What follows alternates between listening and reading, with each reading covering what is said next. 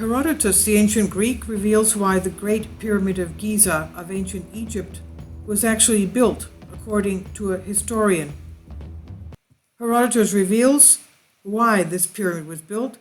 Based on descriptions of Herodotus, the Great Pyramid of Giza may not have been built to become a tomb. It's one of the seven wonders of the world. The Great Pyramid of Giza, or the Pyramid of Cheops, or more simply the Great Pyramid, continues to interest the scientific community. Egyptologists believe that it was completed around 2560 BC. It has a height of 146.5 meters or 481 feet. It was the tallest building in the world for over 3,800 years. But perhaps the truth is a little different as to why it was built. According to historian Matthew Simpson, a researcher of ancient civilizations, the Great Pyramid of Giza was originally built as a giant water pump and not to become anyone's tomb. Daily news media tweeted, "Purpose of Egypt's Great Pyramid uncovered by mysterious lost structure. The lost two pyramids of Lake Moeris may prove the Great Pyramid of Giza was built to be a giant water pump and not a tomb." Now, Dr. Simpson came to this conclusion based on the descriptions of the Greek historian Herodotus about the two lost pyramids of Lake Moeris, of which little is known.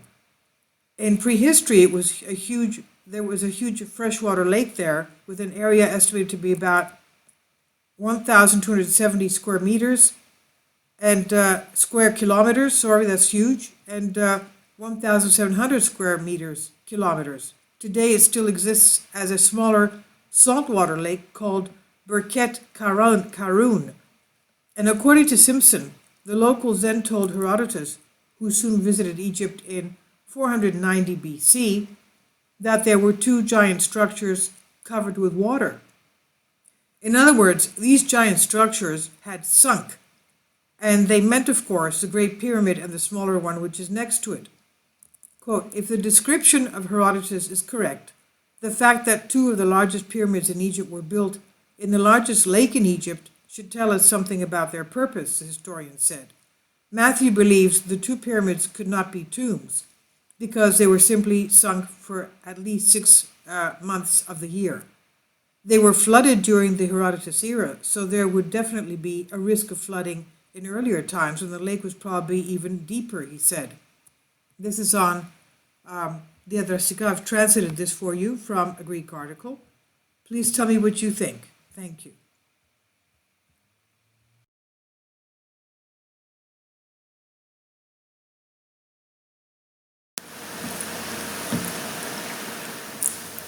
If you'd like to join me on my Patreon account, you will hear content not covered by mainstream media.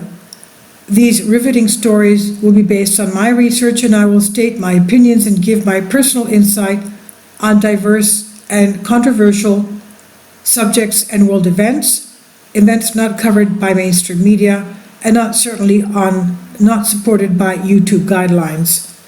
So whatever I have on my Patreon, most of those will not be on my YouTube channel. Please consider becoming a member today. More of the most significant and important videos will be on my Patreon channel. Your support helps me to continue my research and keeps this YouTube channel alive.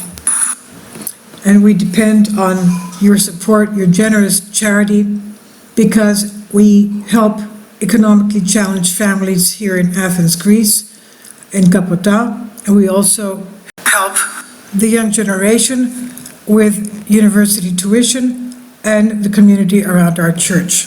Thank you.